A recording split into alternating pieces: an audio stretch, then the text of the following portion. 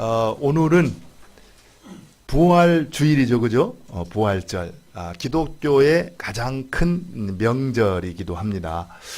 여러분들, 부활절이 며칠인지 아세요? 언제부터 시작된지 아십니까? 보통 부활절 얘기하면은 해마다 조금씩 날짜가 이렇게 바뀌죠, 그죠? 그 바뀌게 되는 이유는 원래 325년 니케아 종교회에서 부활절을 기독교 절기로 이렇게 지키기로 결정을 했거든요. 결정을 하면서 언제 지킬 것인가 그것을 이렇게 정했어요. 춘분. 여러분 춘분이 뭡니까? 밤의 길이와 낮의 길이가 같아지는 날이잖아요, 그죠? 춘분을 지난 다음에 만월, 보름이죠, 그죠? 그리고 보름이 지난 첫 주일, 이거를 이제 부활 주일로 지키게 됐거든요. 그러니까 해마다 약간 그 날짜가 바뀌어요. 이번 2019년 같은 경우는 굉장히 춘분을 지난 다음에 거의 한 달이 이렇게 지났잖아요. 그렇게 된 것은 이번 2019년 춘분은 그날이 주일이었습니다. 그렇기 때문에 보름을 지나려고 하다 보름이었거든요. 그러다 보니까 한 달이 지나서 이제 이 부활주의를 맞게 됐는데 보통은 3월 한 21일 그때부터 한 달 그 어간 사이에서 이렇게 진행되는 것을 볼 수가 있습니다. 그런데 이렇게 보면은 부활절이 어느 때 우리가 이렇게 진행되는 걸 볼 수 있어요.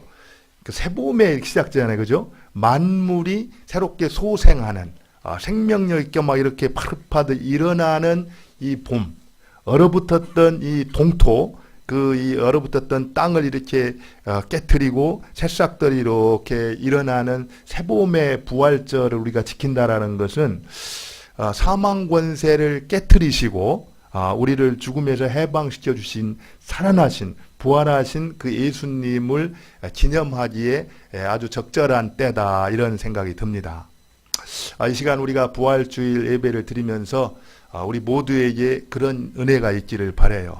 정말 지금까지 남이 알지 못하는 그런 고통과 아픔 때문에 그 어두움의 이렇게 그림자로 인해서 마음이 참 낭망해 있고 힘들어 있었다라고 그러면은 부활에 우리 주님이 주시는 그 소망 가운데 그런 어두운 그림자를 다 걷어버리고 부활의 소망으로 밝은 빛으로 가득히 체험받는 이 시간이 될 수 있기를 바랍니다.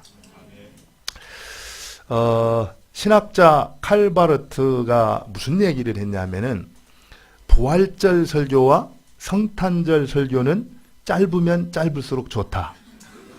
왜냐하면은 너무 분명한 역사적 사실이기 때문이다. 이렇게 말을 했습니다. 여러분 동의하십니까? 엄청 동의를 하시는 것 같아요. 저도 동의를 합니다.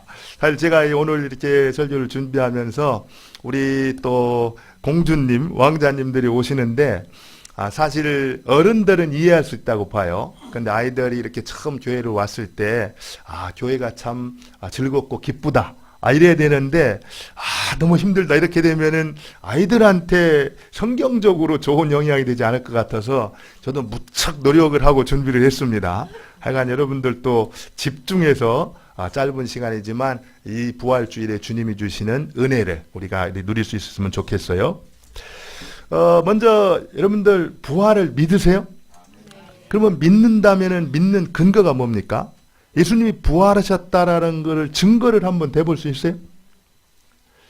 사실 제가 예수님 부활의 증거에 대해서 굉장히 이렇게 마음에 와닿았던 책이 하나가 있었습니다. 리스트로벨이라는 사람이 쓴 책인데 예수는 역사다 이 책이었어요.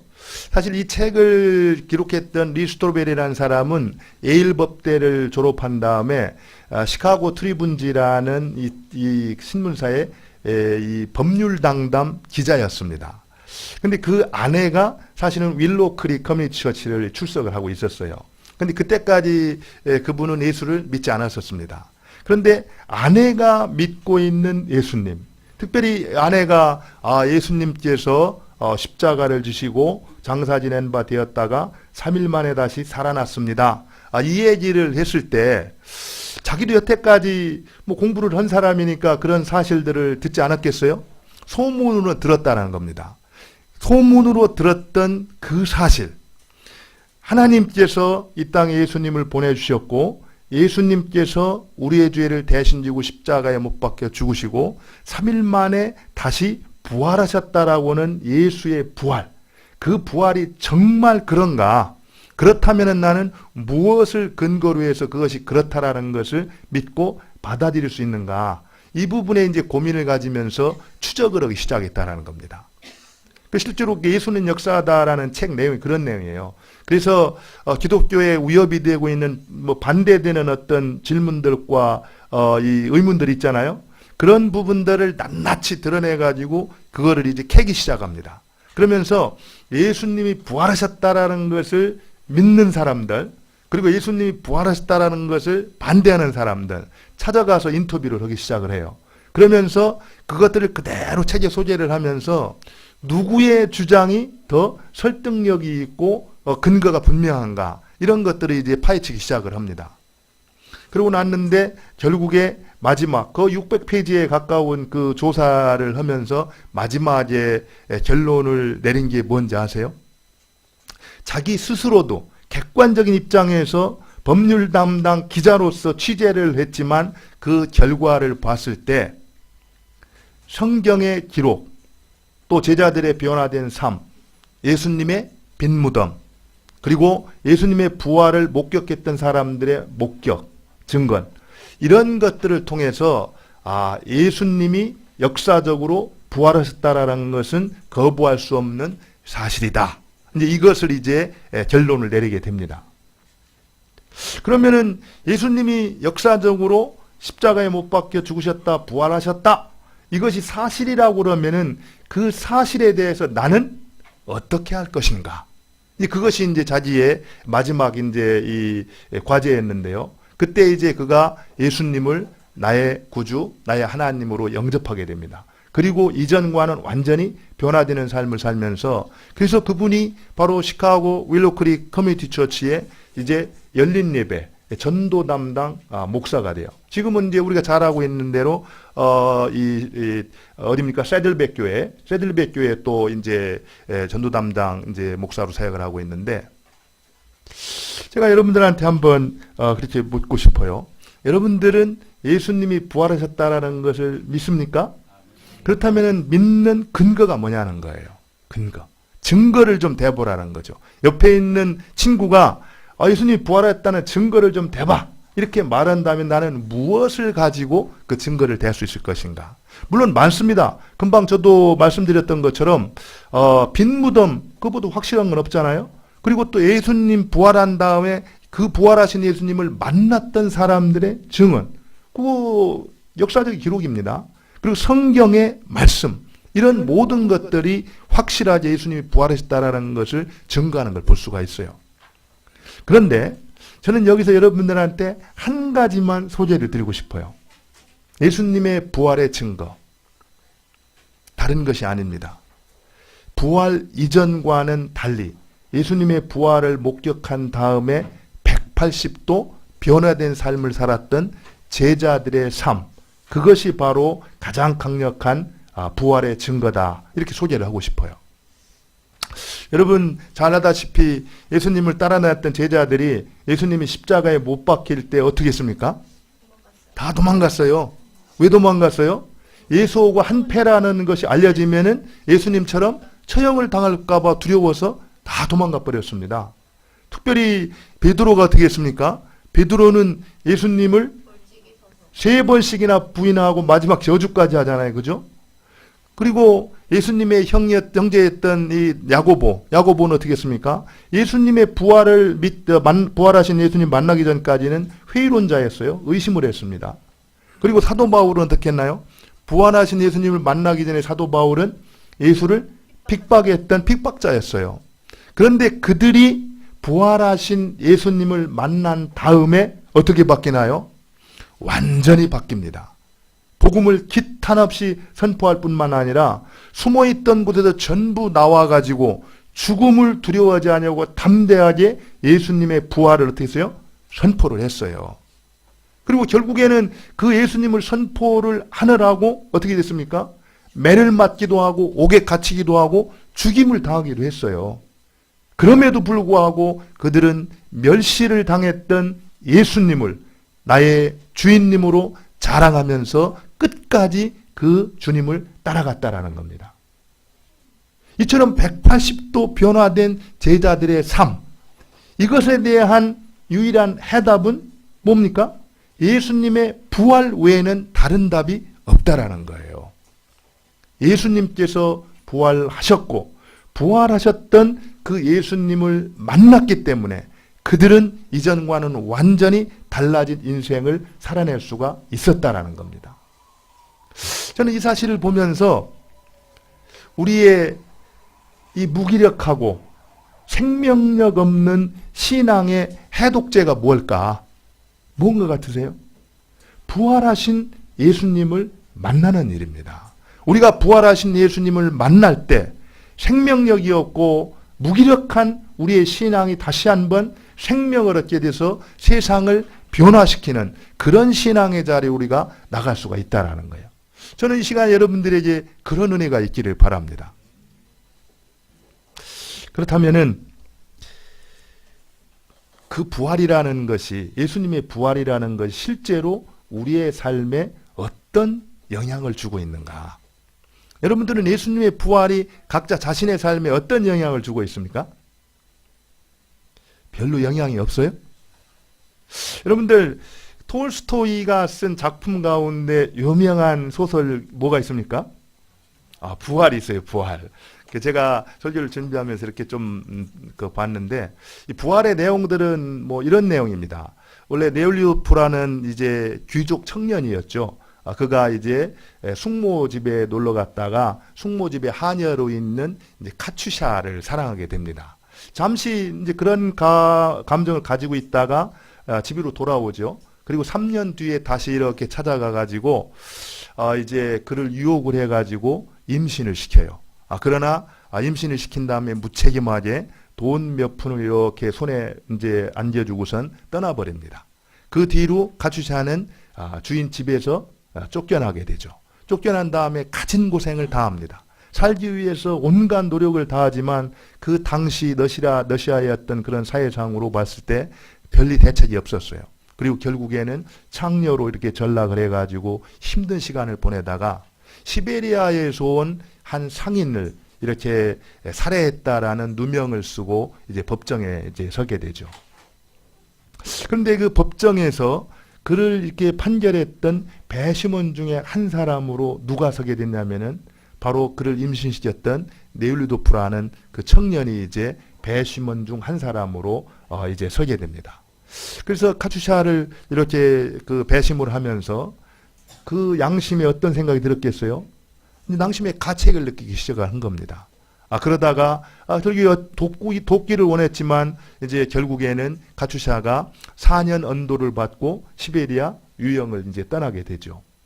그 유영을 떠나는 그때 이제 네올리도프도 양심의 가책을 느끼면서 무언가 그를 위해서 자기가 도울 일이 있겠다 싶어가지고 이제 정리를 하고 시베리아 길을 나서게 됩니다.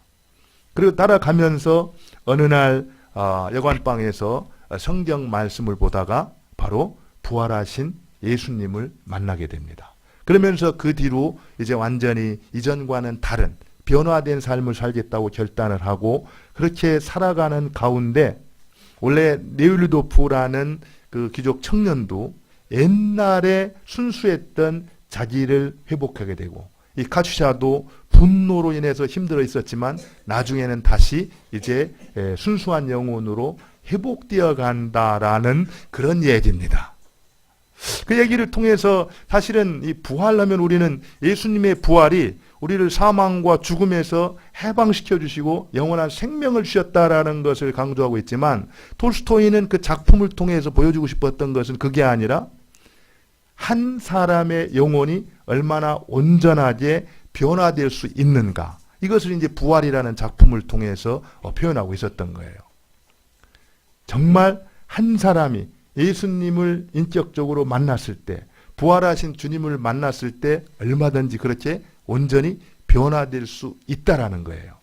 근데요, 톨스토이가 쓴 이 부활이라는 작품만이 그렇게 말하고 있는 것이 아니라 오늘 우리가 읽었던 이 성경, 그 말씀에 보면은 예수님, 부활하신 예수님을 만나고 완전히 변화됐던 한 사람이 등장합니다.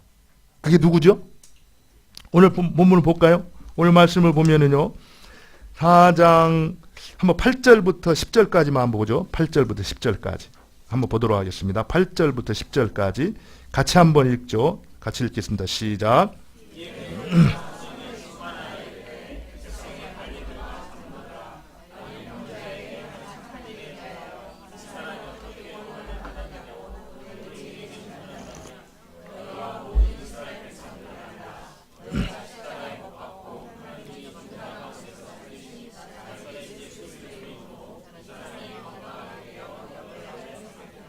예, 베드로가 성령이 충만하여서 이제 선포를 하고 있는데, 사실은 그 2절에 보면은요, 그 당시 산헤드린 공의회가 누구를 십자가에 못 박도록 그 언도를 내었습니까?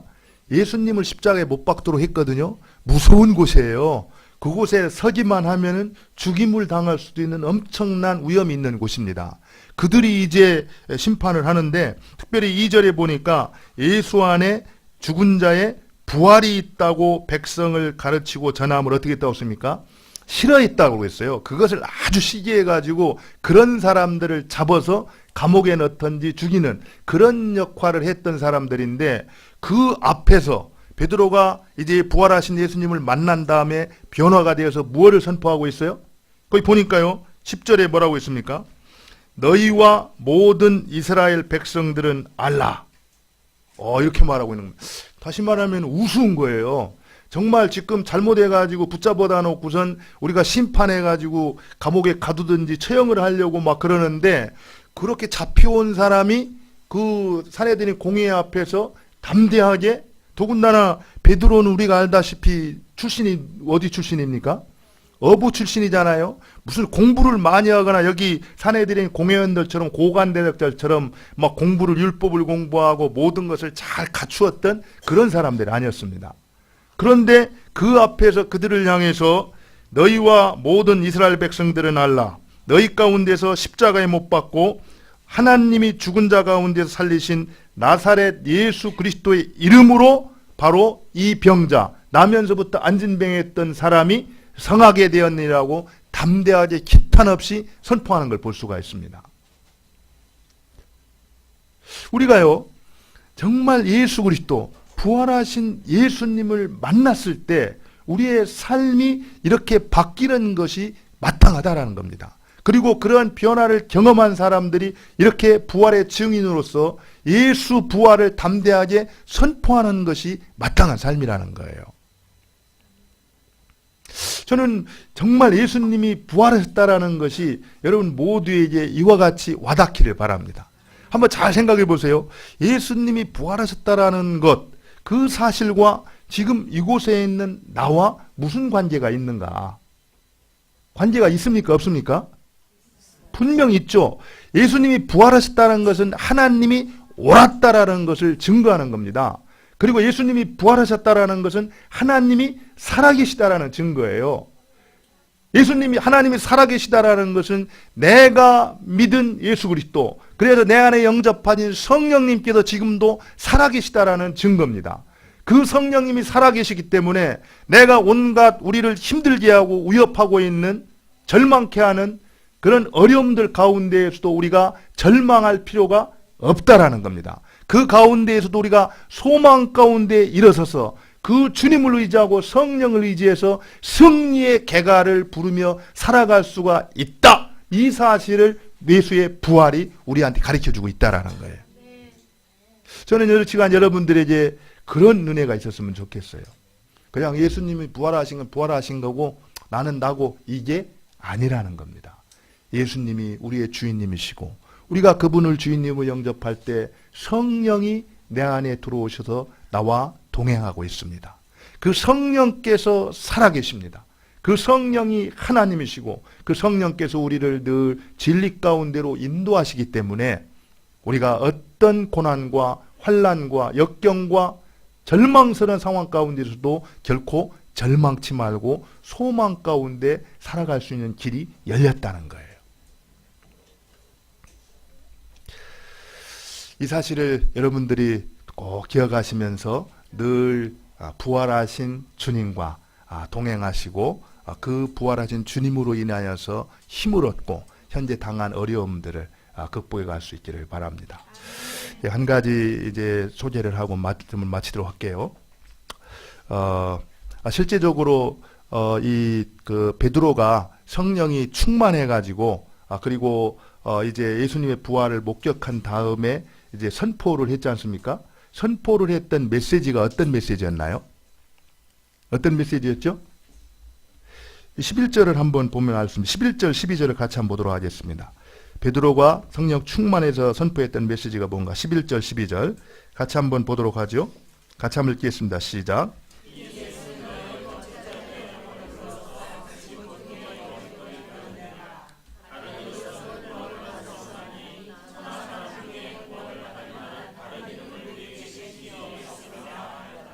예, 여기 보면은요, 너희 건축자들의 버린 돌로서 뭐라고 했어요? 집 모퉁이의 머릿돌이 되게 하셨다. 근데 여러분들 모퉁이 돌이 뭔지 아세요? 이 건물을 지으면은 모퉁이 돌이 어디입니까? 이 사각이 지었으면은 그 구퉁이에 있는 돌이거든요. 근데 그 구퉁이에 있는 돌이 없으면은 기둥이 서 있을 수가 있어요, 없어요? 그 집이 세워질 수가 없는 겁니다. 무너져 내리는 거예요. 근데 바로 예수님을 집 모퉁이 돌이 이렇게 얘기하는 것은 예수님을 통해서만 교회라는 집이 세워질 수 있고 예수님을 통해서만 구원이라는 집이 세워질 수가 있다라는 거예요. 예수님이 없이는 성전은 절대 세워질 수가 없다라는 겁니다. 예수님이 없이 우리 신앙의 구원은 세워질 수가 없다라는 거예요. 예수님이 바로 우리 성전의, 우리 신앙의, 우리 교회의, 우리 믿음의 바로 모퉁이 돌이 되신다라는 겁니다.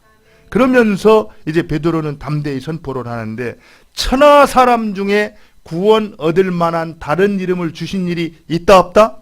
없음. 이렇게 말하고 있다는 겁니다. 오직 예수 그리스도 부활하신 예수님만이 우리의 유일한 구원자가 되신다라고 담대하게 선포하는 걸 볼 수가 있습니다. 예수님만이 구원에 이르는 유일한 구원자 되심을 믿습니까?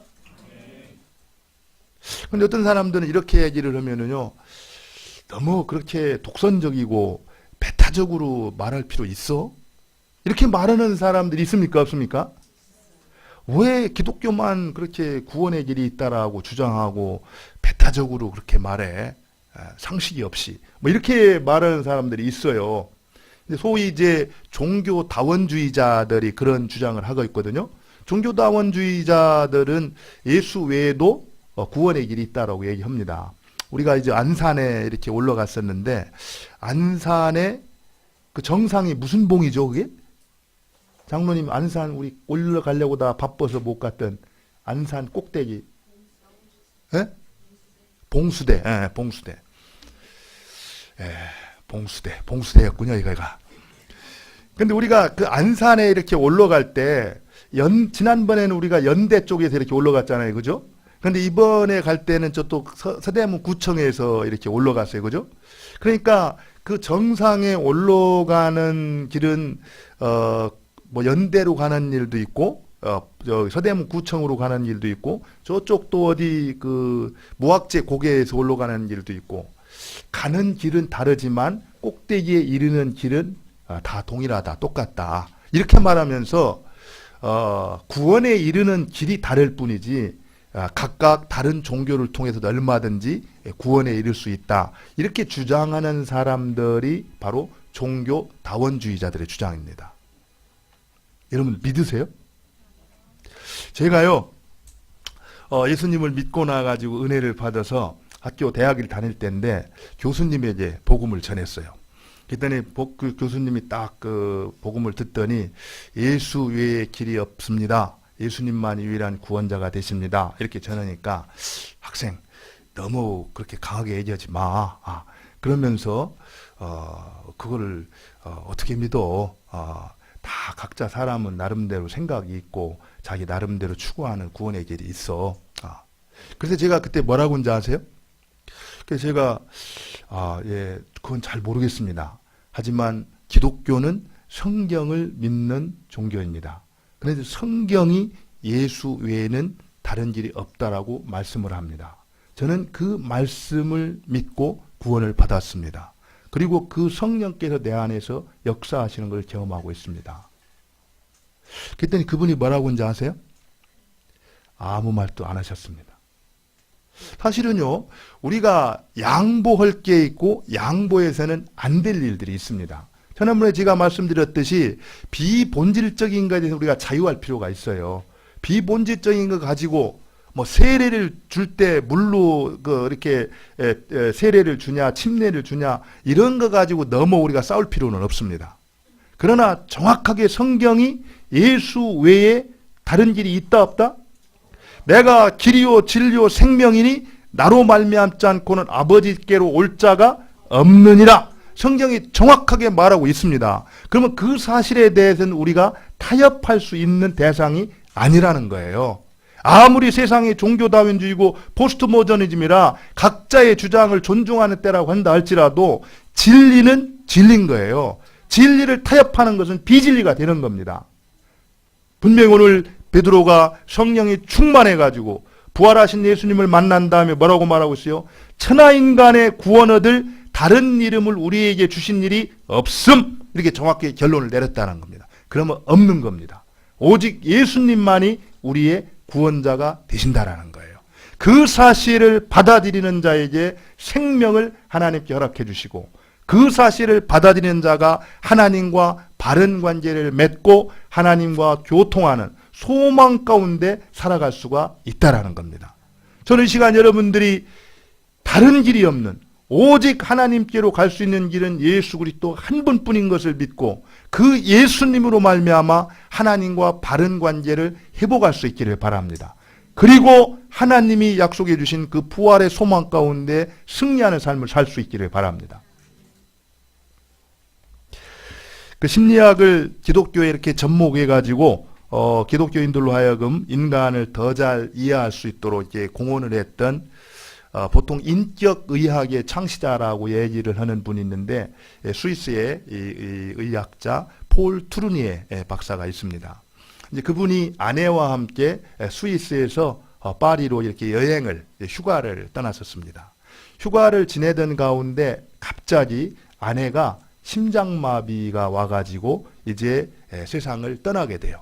그런데 세상을 떠나기 전에 옆에서 이렇게 아내의 임종을 지켜보고 있었는데 그 아내가 이렇게 말을 하는 겁니다. 여보, 잠시 잠깐 오면은 너무너무 기쁠 거예요. 먼저 가신 아버님과 어머님도 뵐 수 있고 그토록 보고 싶었던 형님도 다시 이렇게 볼 수 있어서 너무 기쁠 거예요. 마치 아내는 죽음을 대할 때 스위스에서 파리로 휴가를 왔다가 다시 고향으로 돌아가는 것처럼 아주 자연스럽게 아무 두려움이나 이 어둠이 없이 밝은 모습으로 이 죽음을 맞이하고 있더라는 겁니다. 그 임종을 지켜보던 이 트루니에 박사, 그때까지 그분은 신앙이 좋은 분이 아니었습니다. 그런데 그 임종을 지켜보면서 그 아내의 모습을 통해서 천국은 확실히 존재한다. 예수님이 부활하셨다는 것은 진리다. 이 사실을 깨닫고 나서 그 다음에 완전히 회심을 하게 됩니다.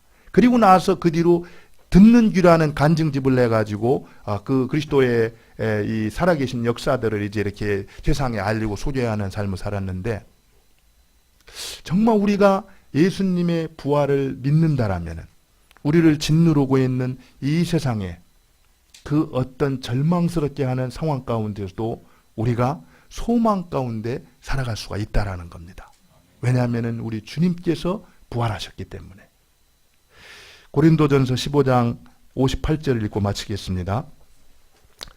그러므로 내 형제들아 견고하며 흔들리지 말며 항상 주의 일에 더욱 힘쓰는 자들이 되라. 이는 너의 수고가 주 안에서 헛되지 않은 줄을 알미니라.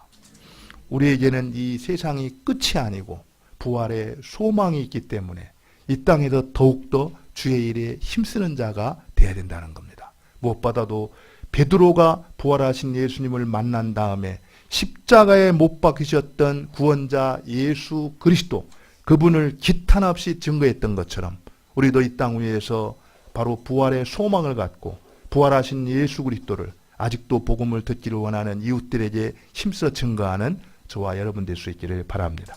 같이 기도하겠습니다. 한번 우리 말씀을 생각하면서 기도했으면 좋겠어요. 예수님이 부활하셨습니다. 예수님이 살아계십니다. 예수님이 성령으로 우리와 함께 하셨습니다.